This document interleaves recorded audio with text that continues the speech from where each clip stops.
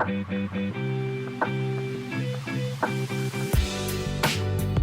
hey everybody, Tim here from Michigan Outdoors Report. Today we're going to smoke a venison roast. We got the football venison roast found in the hind quarter there.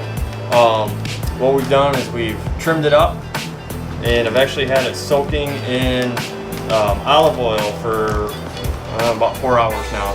So I like to do that with venison because it's so lean, just to give it a little bit of a fat content so it doesn't dry right up on the grill. So first things first though is we got to go get the smoker started. All right, we're gonna throw this on the char grill or Akorn. I've had this thing for I think 4 or 5 years now. You can kind of see it's been used, it's been loved. But gonna use some lump charcoal. We're gonna top it off a little bit. And I never bought this brand before. I was in a pinch, had to run to a local store, but you know what, it's working just fine. Oak lump charcoal.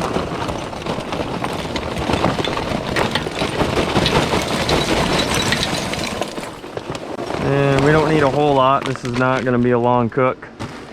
So we already have some in there, as you can see anyways. Now what I like to use is I have some cotton balls here soaked in rubbing alcohol. You don't want to use lighter fluid. They make other things you can light your smoker with. You can buy at the store, but this works pretty well. So I'm gonna come down here, I'm gonna open up my vent. I'm gonna give it full oxygen to get it started. And when I grill, I'll put more cotton balls in here to get it going faster. Smoking, I just use 1 cotton ball, and it's going. It's kind of hard to see, but there's definitely a flame going there. Low and slow cooks. I don't want this charcoal to heat up real fast and get hot real fast, so just 1 cotton ball to get it going. Some of the other things I have here, I've got my thermometer. I use 1 at the cooking surface, 1 will go on the meat, and then I have this device here. It's called the temp. This is pretty slick. Again, you can see I've had this for a little while too. Basically there's a heat coil in here that contracts and expands. As it gets hotter, it will contract, which will close this down, and if it gets cooler, it'll expand, which will allow this flute to open up more. So it kind of like puts your smoker on autopilot. Temp. They make several different models now, but you can actually use your Weber kettle grill as a smoker with this. I think it's like 40-45 bucks, I want to say. Again, I bought this a long time ago, but it's awesome. Definitely recommend it. So we'll let this thing heat up and we'll come back in just a few. Okay, we got a good flame going. The cotton ball is burned up, but you can see we got white embers. Nice little flame there. We're gonna use cherry wood today, and just need just a little bit in there. Again, this is gonna be a fast cook. Not gonna take long at all, so that should do the trick right there. So gotta put the deflector stone on. What this does, you can see this Akorn. It's like your Yeti cups. It's got double wall insulation, and this deflector allows the heat to come up to the side and not directly under your meat, so it doesn't, you know, burn it, char it, anything like that. And yeah, this works awesome. So we'll put the grill grate on. Set that in place there. And I'm gonna set up a probe to put right on the cooking surface. I found that there can be a big variance between your cooking surface temperature, I'm just gonna go right like that, and this thermometer on the actual Akorn. It sits quite a bit higher than the actual cooking surface, and believe it or not, I've seen like a 50, sometimes 60 degree temperature difference from here just to here. So I'm gonna turn this on. Clean up a little bit here. This is magnetic. I got this on Amazon. So that one will go to the meat there. You can see it's about 81 degrees out outside. All right, so we got that set up. Next thing I'm gonna do is close my lid, open up this top vent, and I usually put it about 3. And we're gonna set up this tip top temp.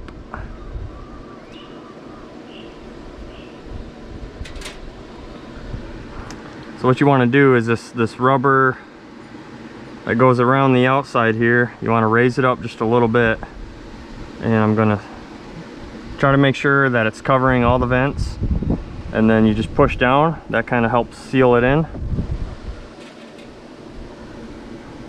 And then we're gonna put this on. And the reason I put this on there is, again, just to in case I open the lid, it doesn't come flying off.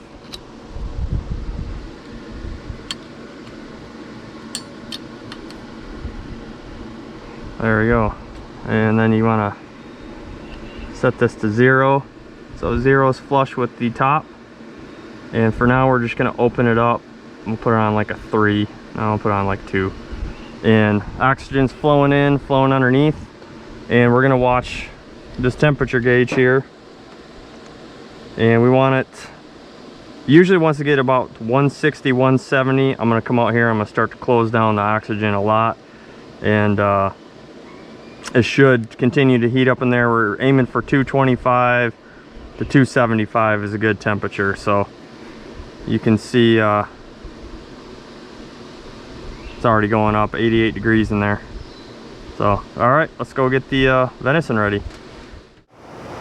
All right, we got the smoker going. So while we're doing that, waiting for it to come up to temp, we're gonna get the roast prepped, which is super easy. This is a super easy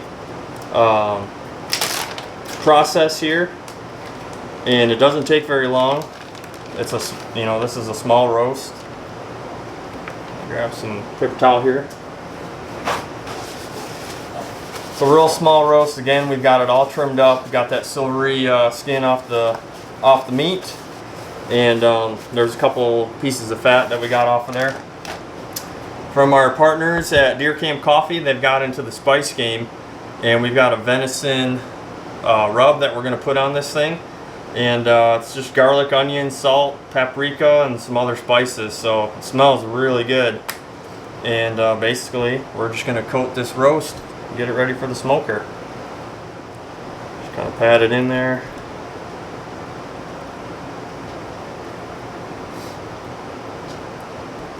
And we'll flip it over.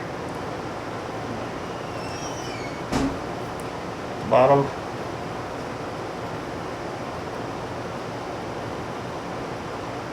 Smells really good.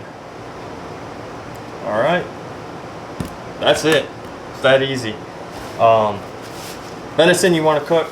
You don't want to overcook it. I think all hunters know that. But if you're watching this, maybe you've never prepared venison before, you overcook it, it's going to be terrible. It's not going to taste very good.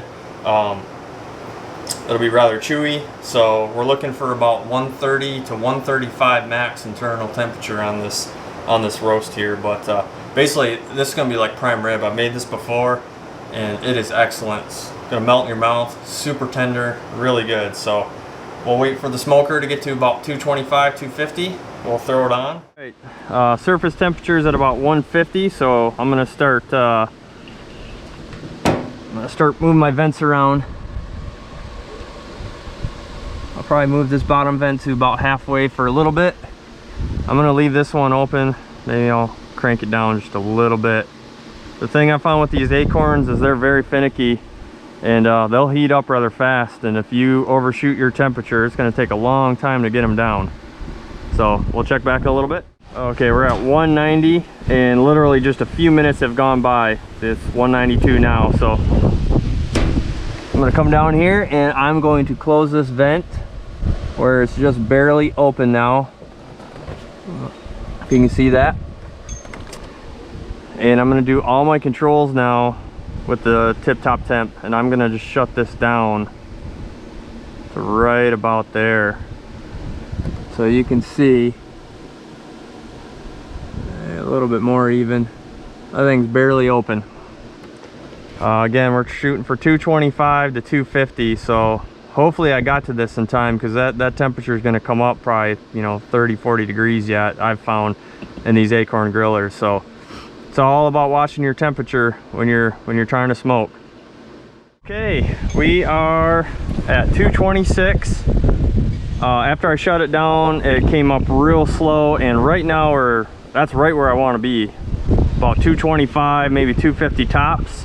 So we got our venison roast here ready to go on. Again, dashed with this buck pole venison wild game seasoning rub. Oh man, this stuff smells really good. So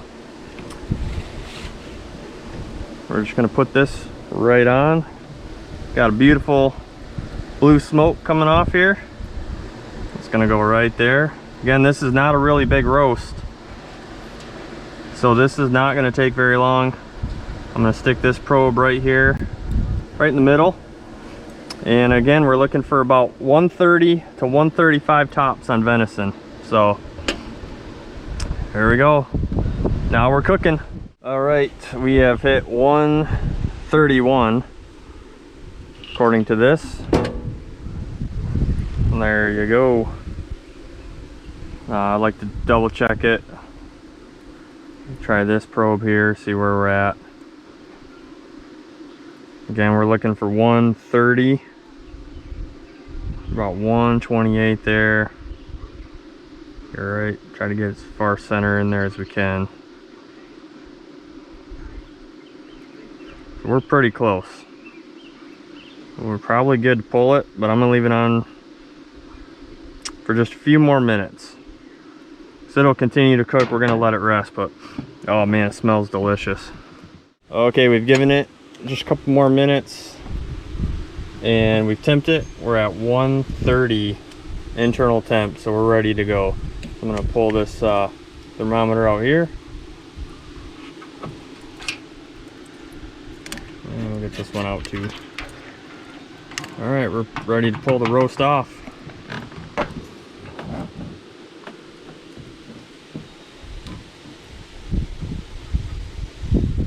Took about an hour to cook.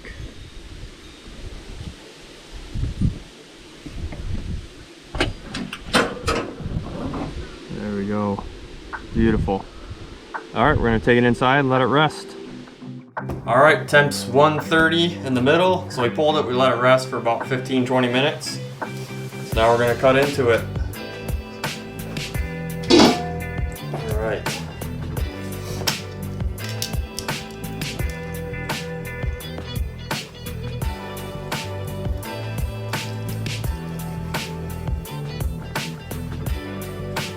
And you want to cut it in thin slices.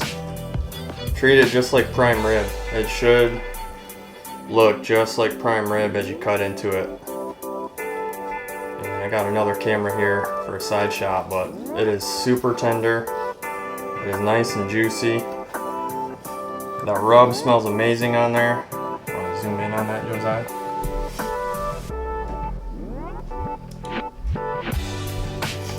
So, and look at that. Little bite-sized piece came out just for me.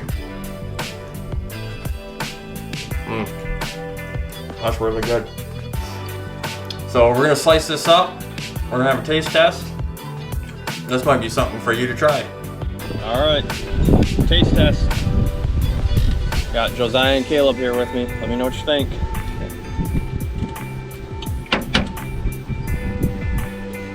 How was it? Good? All right. 6 out of 10. Only 6 out of 10? Yeah. That's pretty good with the teenager here. Yeah, this is amazing. I mean, it is just like prime rib. This football roast is the way to go. I've not tried the other roast, but this cooks up perfectly. And I'm not even joking. It is like prime rib. It's so tender. It's so flavorful. And it's so easy. So, if you want to try to mix up your venison game, this is the way to go. Delicious. Can't go wrong. So, hope you all enjoy.